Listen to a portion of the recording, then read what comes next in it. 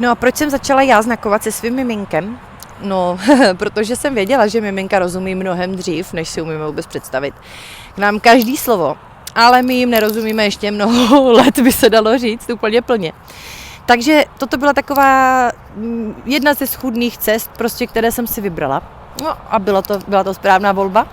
Půl roku už teďka znakuju, už sklízím ovoce a musím říct, že když prostě malá chce, já nevím, banán, nevidí ho, je vysoko na lince a zaznakuje ho, já jí ho prostě podám a ona je šťastná jako blecha.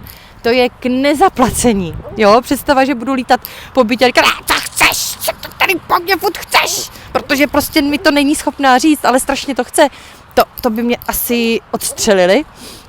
No a ještě chci tomu říct důležitou věc, je potřeba zapřáhnout i manžela či partnera, protože jak neznakuje celá rodina, je to trošku kontraproduktivní a zbytečné a vy budete jenom překladatelka.